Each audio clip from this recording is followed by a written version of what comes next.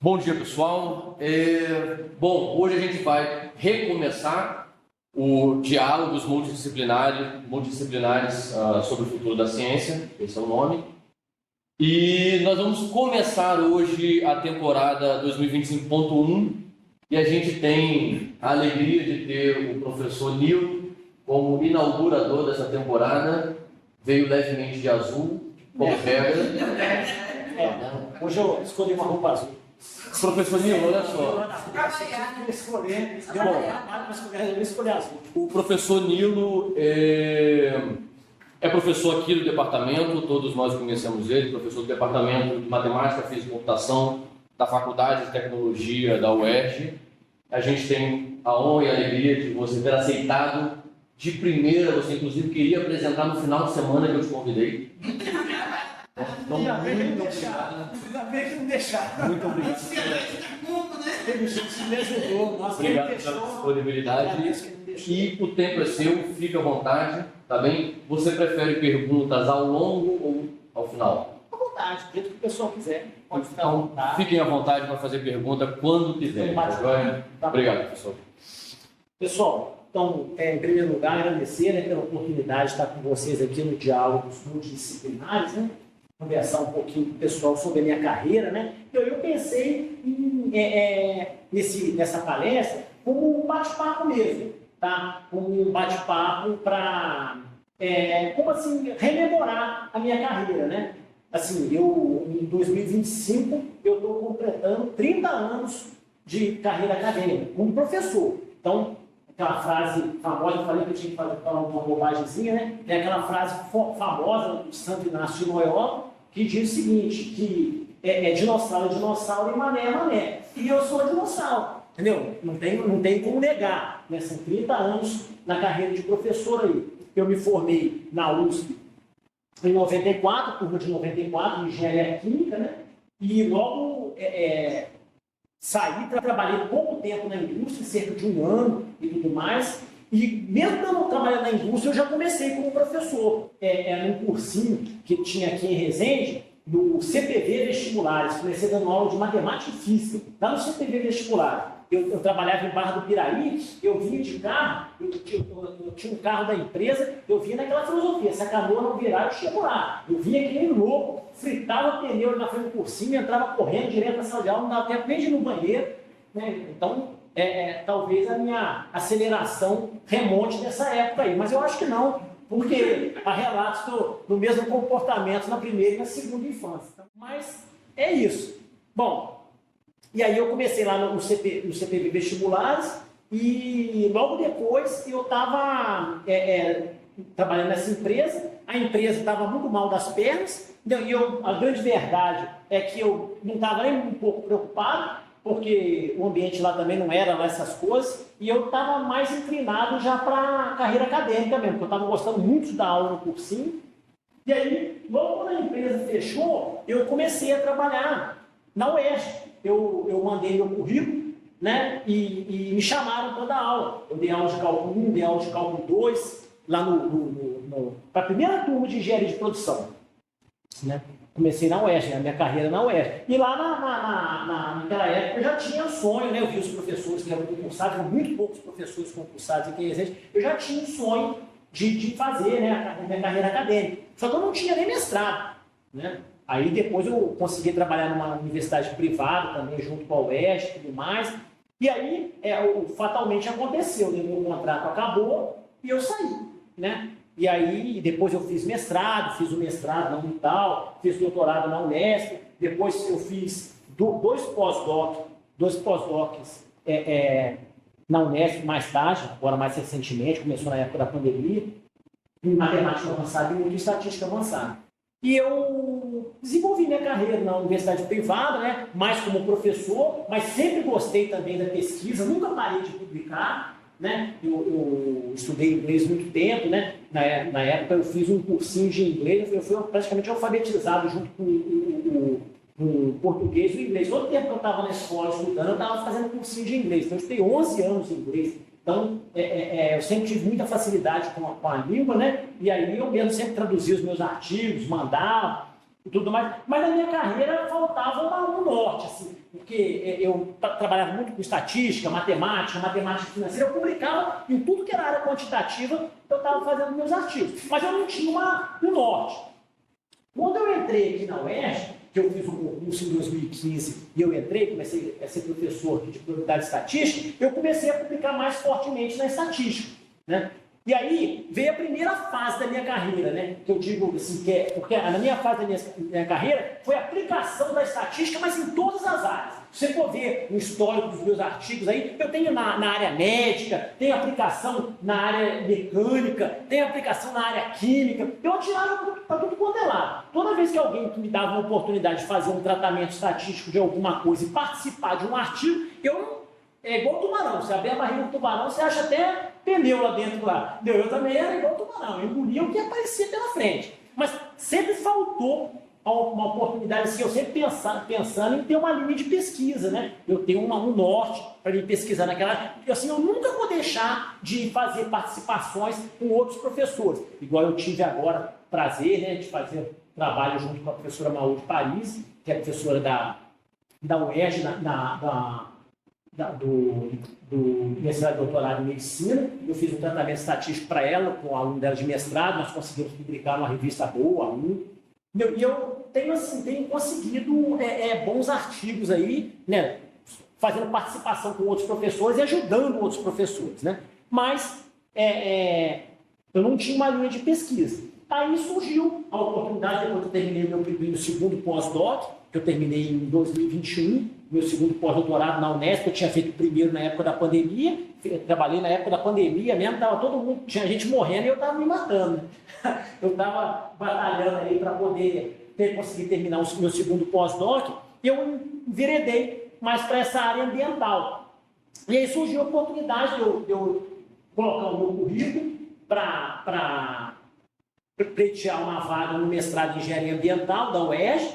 Eu fui aceito, né? Eles me convidaram, já logo de cara peguei um aluno, o Ricardo, né? Que tinha sido meu aluno lá em Volta Redonda, um aluno brilhante, um aluno inteligente, muito esforçado. Desde o primeiro ano de faculdade que eu percebi que ele tinha uma dedicação, um esforço maior que os outros, já peguei logo pelo braço para trabalhar comigo. E aí o pessoal fala que geralmente 2 anos, 3 anos depois, se você tiver uma carreira boa no mestrado, você consegue ir para o doutorado. Mas 6 meses depois que eu fiz o processo seletivo, me convidaram para poder participar do DEAMB também, do doutorado. Aí eu botei meu currículo também, foi aceito, eu tinha boas publicações, acabei sendo aceito. Hoje eu estou com 2 alunos de doutorados ativos, que é o Luiz Guilherme, que está fazendo comigo, e o orientador é o professor Otávio lá da Unesp, e a professora Daniela Molinari, e a Glaucia, que está também fazendo doutorado, e o orientador é o professor Otávio, lá da Unesp, e tenho 3 alunos de mestrado ativos, né? Estou trabalhando com o Ricardo, saiu agora, né? Teve um trabalho brilhante, né? Conseguiu fazer um primeiro artigo muito bom numa revista que é indexada na Scopus, e depois veio o segundo artigo dele, que foi publicado agora na Environment Science and Pollution Research, que é uma revista 1 da editora alemã Springer, Nature, e é considerada a 3ª melhor revista do mundo na área de qualidade da água. E ele defendeu agora, publicou esses 2 artigos, e eu estou com 3 alunos ativos de mestrado.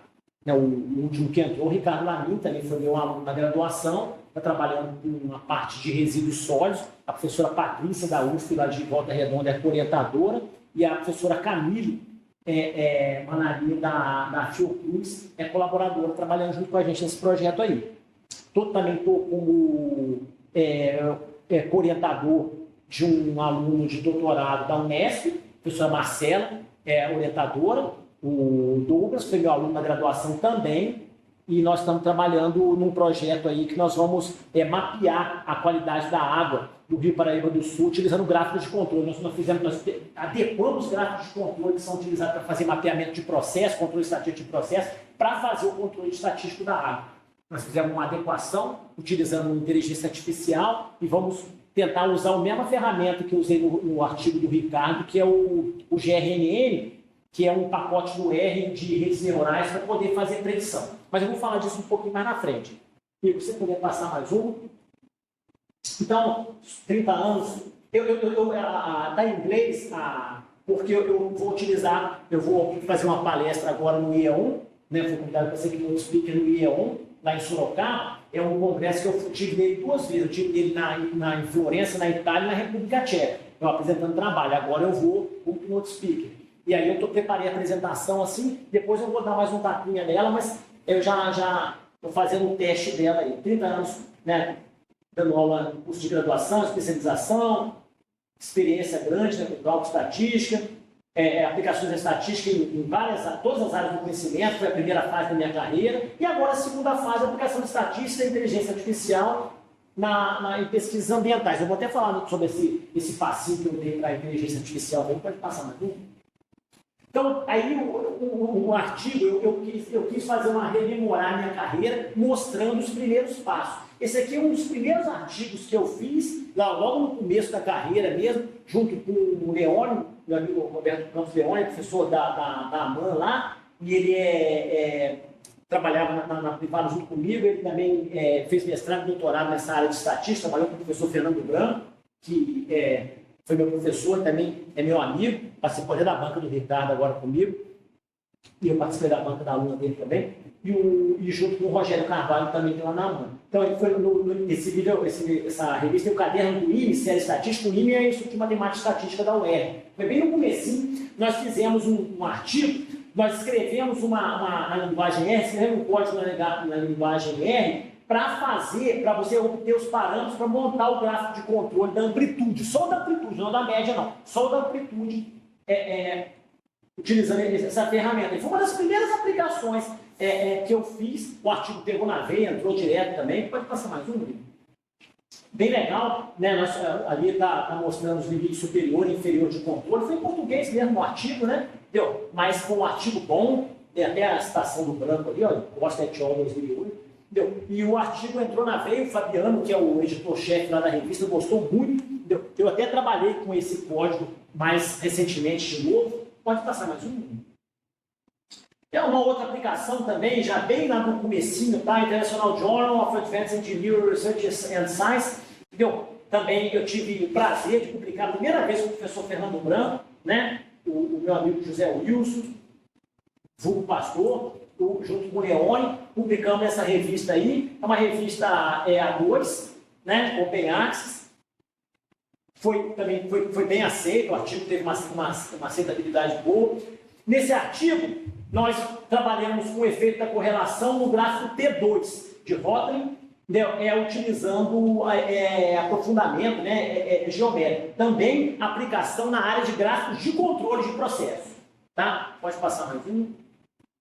Aí está o artigo aí. O artigo envolveu cálculo matricial. Nós tivemos que rodar cálculo matricial, o R fazia, mas como eles queriam o passo a passo aí, nós rodamos o gráfico no Excel e uma parte nós viramos na mão mesmo, de multiplicação de matriz, inversão de matriz. Uma parte nós fizemos usando o Excel, o Excel trabalha bem com isso aí, mas como eles gostam de ver no passo a passo, tem um pedaço do artigo que nós viramos uma multiplicação de matriz no braço mesmo.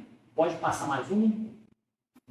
Em 2017, eu dei meu primeiro tapa na área ambiental com esse artigo aí, tá? Esse artigo de variável aplicada à qualidade do ar. O professor Sérgio Machado, do Departamento de Química, na época ele ainda não mexia, hoje ele mexe com multivariada também. Ele deu um curso de multivariada para o pessoal do mestrado e doutorado, e agora ele abandonou a disciplina, passou para mim, falou que eu posso dar, eu vou dar como disciplina condensada de inverno, agora em julho. A disciplina condensada de verão, nós tivemos aqui no mês de fevereiro.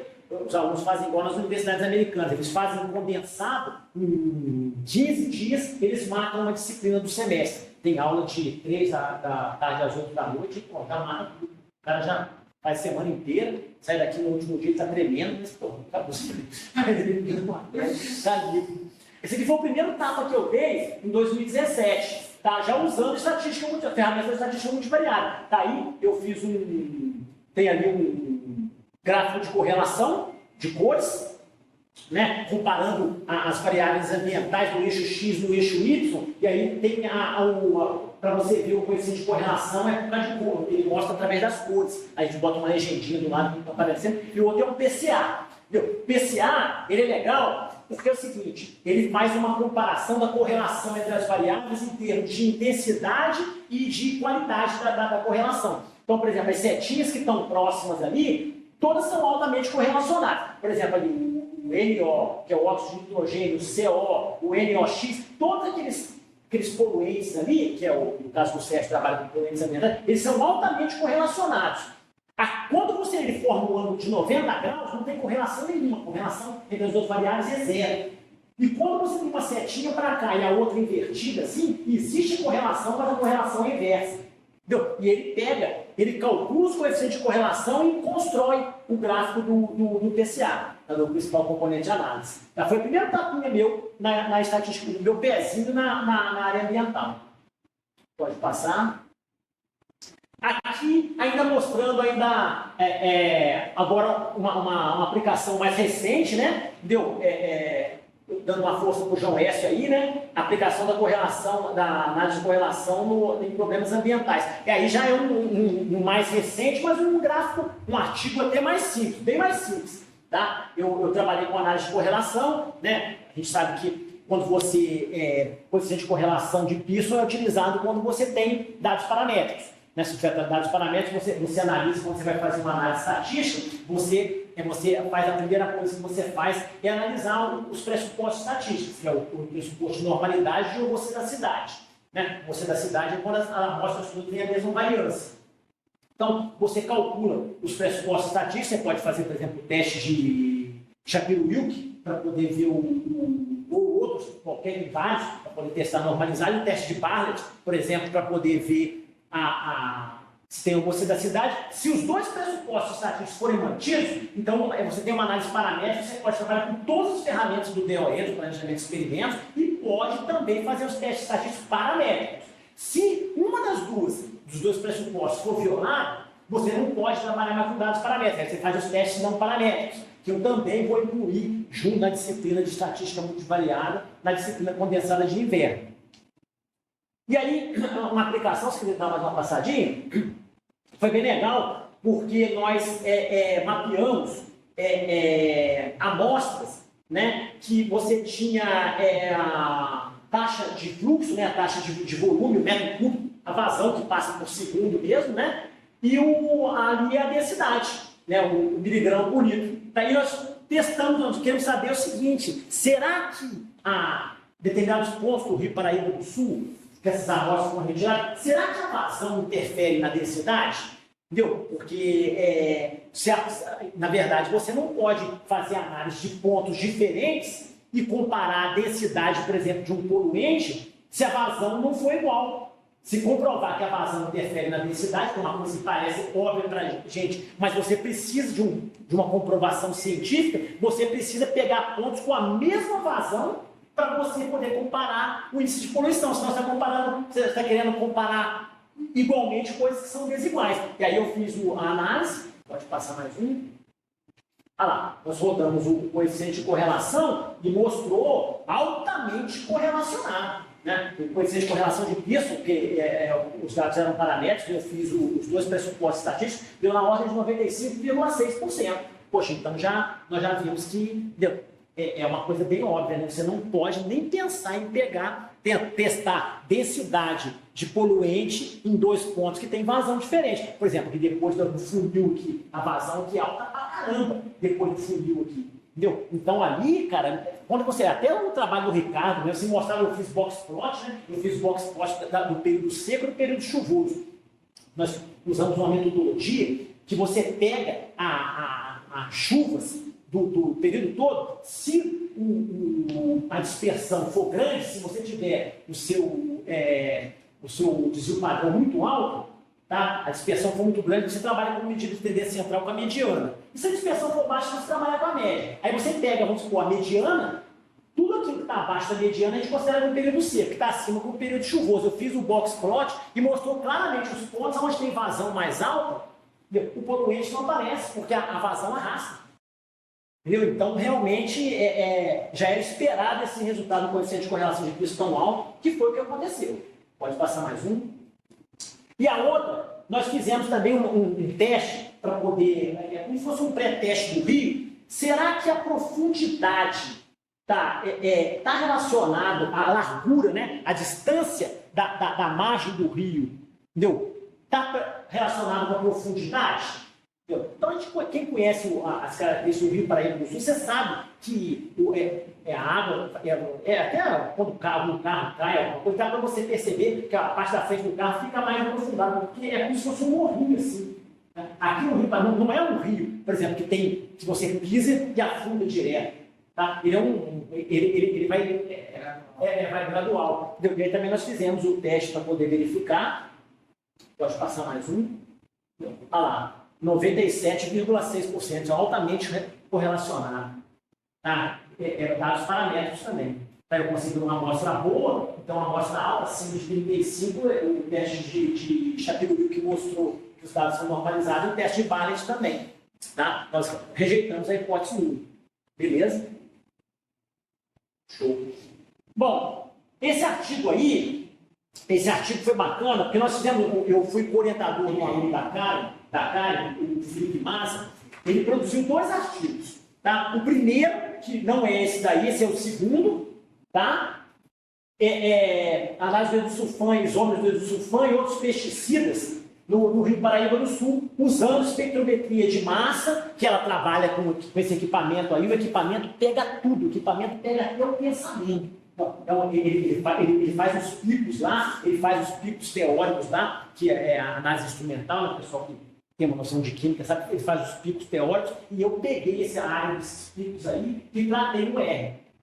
Tá? O Felipe defendeu o doutorado dele, nós publicamos 2 artigos, esse foi um artigo A3, numa revista Open Access, que eu acho que agora esqueci o nome da revista, é uma revista até boa, da Sociedade Brasileira de Química, e o segundo publicou na ABC, no Analítico e Bioanalítico Teams. Artigo também top, na revista 1, nós conseguimos publicar, é o segundo artigo mais citado meu, só perde para um artigo da Sustainability de 2021. Vamos passar.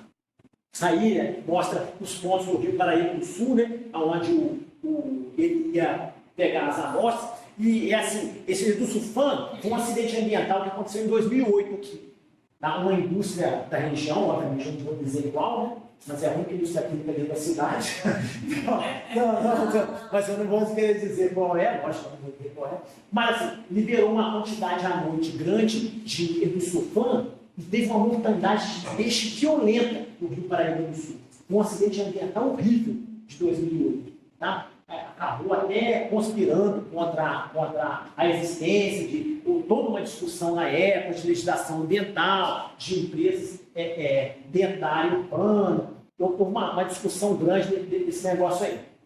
E a nossa desafio é o seguinte: como esse equipamento da carne pega até o pensamento, será que depois de todos esses anos, 2021, né, 13 anos depois, será que a gente consegue achar algum resíduo do endosulfano? Nós pegávamos a amostra direto e, ela botava o equipamento no máximo e a gente não estava achando.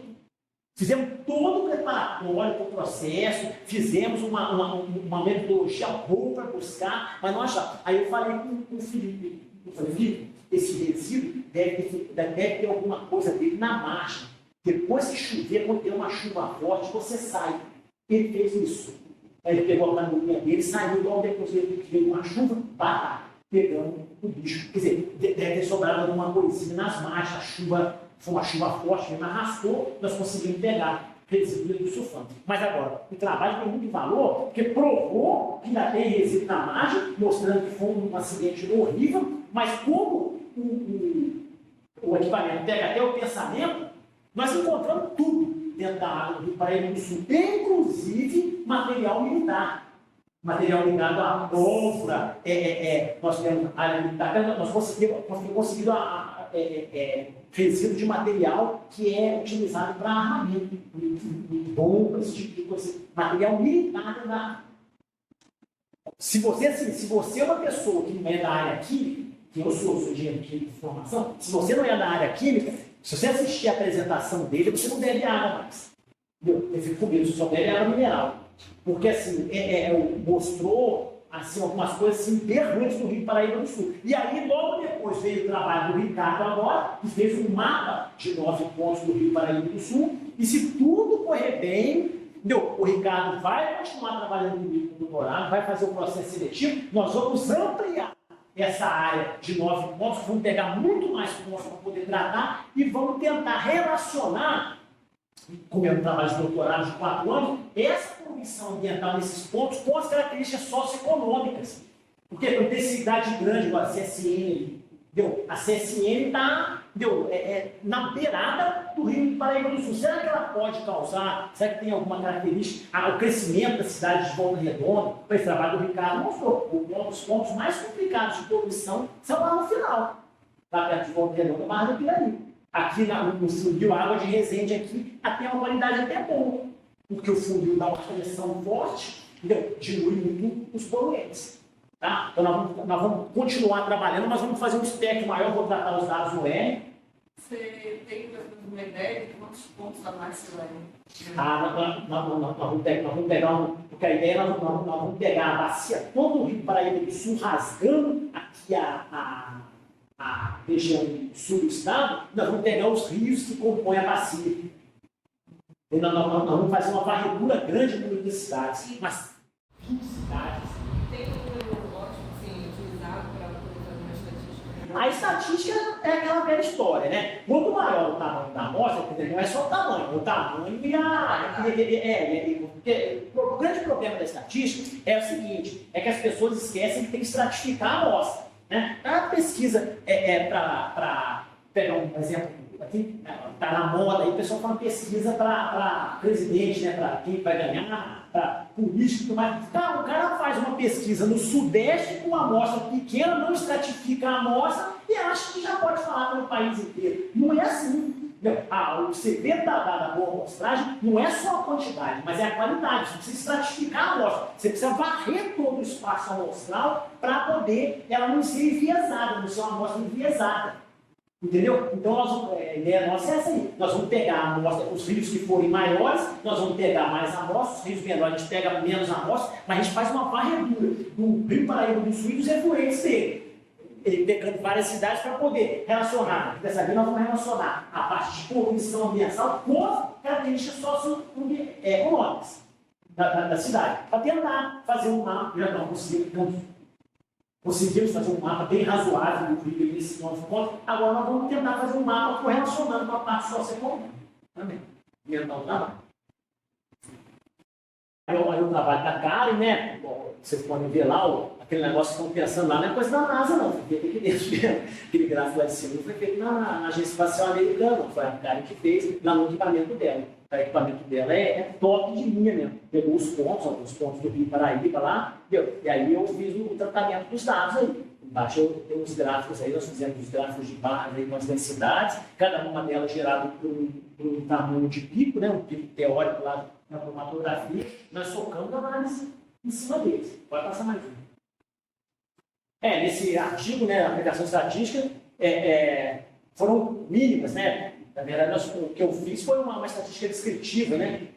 E foi basicamente a construção de gráficos, mas esses gráficos deram uma ajuda boa. Esse é o segundo artigo, tá? Pode passar mais um? Esse é o primeiro. Esse foi o primeiro que foi aprovado na ABC, na Analytical Bioanalytical Journals. Esse artigo, o Hyperspeed, é o segundo artigo meu mais citado. Esse artigo é top de linha, tá? Foi um trabalho aí de 4 anos junto com o MASA. Olha, foi um bolsão de placa que nós fizemos, tá? E assim, abriu muito porta para o trabalho do Ricardo, porque eu trabalhando com o Ricardo, como eu já tinha acompanhado o Felipe Maza, eu já conhecia as características do Rio, ajudou muito eu orientar o Ricardo e a gente direcionar para a área do Ricardo, dos 9 pontos que ele estava trabalhando. Pode passar mais um? Aí tem os pontos, né? Eu fiz uma regressão de todos os pontos onde foram coletados, tá? Eu fiz a predição, tá? Utilizando regressão linear, tem o R quadrado quando vocês determinação de cada ponto, as características químicas, e aí nós fizemos uma discussão boa mesmo em todos os pontos, inclusive chamando referências internacionais, discutindo, comparando ponto a ponto com outras características iguais, com as características químicas e estatísticas iguais. E esse é o último artigo, né, do Statistical Analysis, que eu fiz junto com o Ricardo, o artigo 2 do Ricardo aí, que deu essa projeção toda, acabou dando essa projeção toda, porque é um artigo que foi aprovado numa revista boa, né, considerada a terceira melhor na área de qualidade da água, que é a Environmental Science Production Research, saiu agora semana passada, né, entrou semana passada no prelo aí, né. Então, pegou os 9 pontos, né? O bacana desse artigo foi muito chamado, eu acredito que ele tem uma chance, a gente vai limpar legal, é que a revista não é Open Access, né? A gente sabe que quando a revista é Open Access, a chance de citação é muito maior. Mas é uma revista fechada, né, da Springer, nós fizemos por assinatura, né? Porque a gente não poderia nem pensar em pagar aí, né? Entendeu? É caríssimo, se você quiser fazer o Open Access, nós fizemos por assinatura, mas essa revista, eles gostaram do artigo, por quê? Porque nós pegamos 9 pontos e eu fiz a análise temporal do IQA, do Índice da Qualidade da Água, no período de 2012 a 2022. Tá? Então, varremos 9 pontos, tanto no período chuvoso, pegando ano a ano, período chuvoso e período seco. Então, mostramos o que tinha a série temporal ali. Aí, mostrada a série temporal, nós podemos fazer uma predição. E nós usamos esse pacote do R, que é um pacote de redes neurais, que é o GRPM, que ele fez a predição para o hoje antigo 2023, mas na época futuro 2023. Né? E aí, nós conseguimos fazer a projeção e mandamos para a revista. Só que a revista, essa mesma revista aí, porque antes nós tínhamos tentado em 2 revistas, com escopo até mais baixo, e as 2 revistas recusaram o artigo. Aí nós mandamos para essa revista aí, com a predição, a revista gostou, só que o editor questionou o seguinte: não tem um cardápio estatístico bonito, porque eu usei descritivo, trabalhei com box plot, trabalhei com multivariada, tinha um cardápio bom, mas não tem uma métrica. Será que você saiu, precisa comparar em 23, né? Aí saiu o resultado de 2023. Saiu o resultado, o Ricardo conseguiu pegar os 2023, já em 2024. Nós pegamos, atendemos a solicitação deles, fizemos o gráfico, e assim, no olhômetro, deu para ver que estava muito próximo do que a gente tinha feito a predição. Mandamos para eles de novo. Eles gostaram, falaram assim, está claramente muito próximo, mas a gente precisa de uma métrica. Aí eu peguei as 3 métricas que são utilizadas. Eu não sei se eu coloquei as métricas aqui. Esses são os 9 pontos onde nós trabalhamos. Aí o box plot que eu fiz no período seco e no período chuvoso. Aí a predição inicial que nós fizemos, utilizando o ARIMA, que é um pacote do R também que faz predição para séries temporais, pode rodar. Ali, o vermelhinho já é a predição. O que seria no futuro 2023. A gente ainda não conhecia, né? Estávamos em 2023, não imaginávamos o que poderia ser. Pode passar mais um? Aí eu vejo a linha ali, aí daqui em diante, ó, é o 2023. Então, daqui em diante é a predição. Tá? Porque aí nós cortamos aqui no final de 2022 e fizemos 2023. Pode passar? Os 9 pontos, né? Eu coloquei os 9 pontos, pode passar? Deixa eu explicar mais alguma coisa. Passa só mais um. Isso. Aí, eles pediram a métrica. Falaram, não, tem que ter uma métrica. Se você não tiver uma métrica, fica difícil de fazer a discussão. Aí nós pegamos 3 métricas. O MAI, o MSE e o MAI. São as 3 métricas mais importantes para poder para machine learning. Essas métricas comparam aquilo que é com aquilo que você predisse que seria. Tá? E nós conseguimos fazer um erro abaixo de 5%. Tá? Aí a revista realmente viu que foi um tiro que pegou na veia, né? Porque nós conseguimos fazer erro abaixo de 5%. Tá? Eu digo para vocês, num trabalho igual a esse, se a gente tivesse errado na faixa de 8%, 9%, 10%, eu diria que estaria bom. Sinceramente. trabalhando nessa área de estatística, eu diria que nós conseguimos um erro abaixo de 5%. E a revista valorizou muito isso. Tá? É aquele referido que a gente vai agradecer no final, né? Não, exatamente. Ele judiou de mim. Ele judiou de mim. Ó, entre idas e vindas do artigo, acho que bateu umas 10 vezes. A última agora, eu já estava esperando sair, falei, pô, mas eu estou olhando todo dia, não sai o artigo, cara. Meu, ao Ricardo, calma, professor, não, pô, calma não, pô, cadê o artigo? O artigo não sai, meu, aí, pô, o cara, peguei, mas no e-mail, continuou. Aí o cara falou assim, não, é porque eu esqueci de mandar para vocês, eu tenho que mandar, é porque vocês têm que fazer a prova. É igual vestir de noiva, tem que fazer a prova, vestir de noiva, a noiva prova, o vestido não ficou bom, não ficou, o noivo não pode ver, tem que fazer a prova do artigo. Não, então faz a prova, sem problema nenhum, faz a prova aí, ué. Meu, aí botou lá a prova, aí, respondendo, eu e nós respondemos de qualquer jeito, que negócio da frente, eu quero ver o artigo, porra. Não, aí no outro dia bateu na vez, saiu na vez. Aí a Karen ficou satisfeita. Aí a Karen viu. Aí, isso aí são os valores, então. Na verdade, o BAI que é o percentual lá, todos os erros abaixo de 5%, em torno de 5%. Teve dois, o P425, nós erramos com 6 e o P430 erramos com 5,8. Os outros não erramos abaixo de 5%.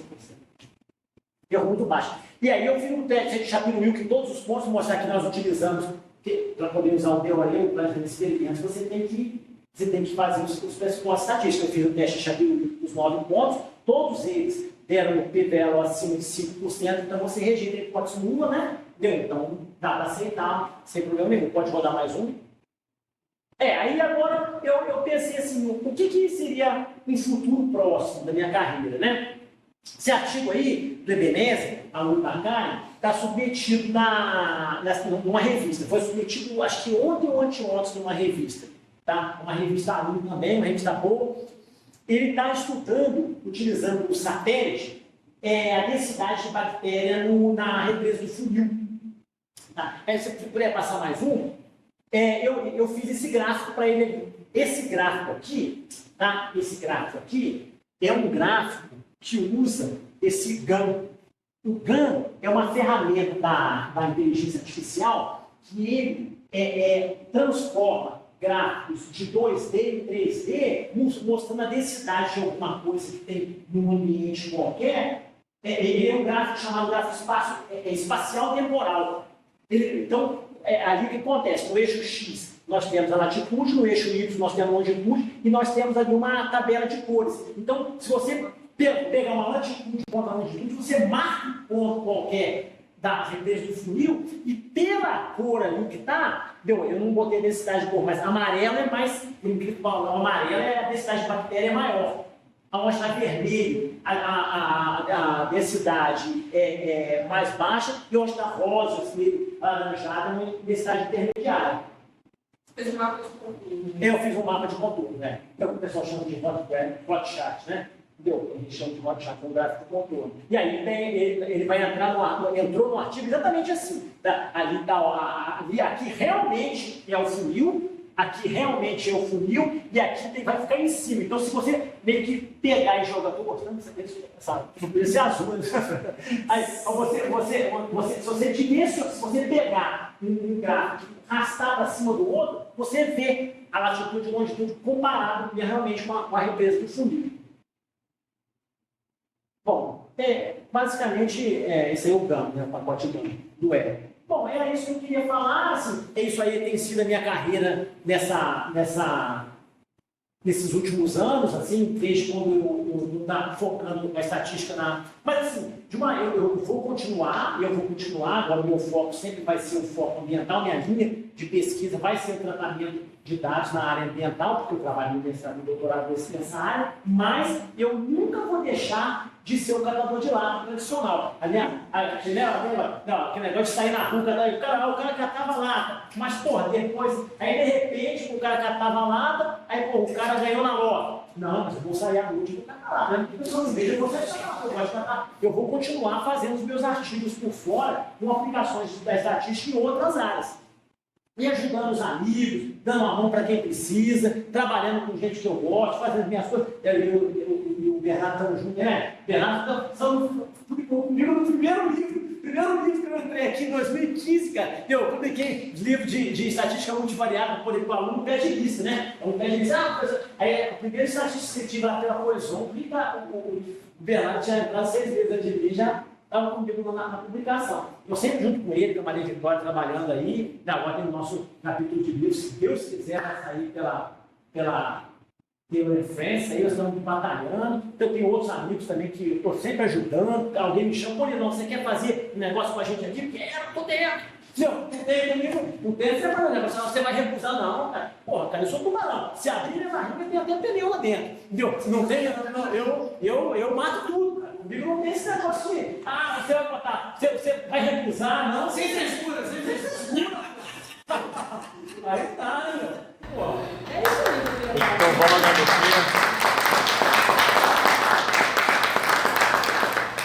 Bom, então fica aberta aí a sessão de perguntas, por favor, fique à vontade. acho que era hora do almoço. Já foram feitas. Então vamos agradecer mais uma vez.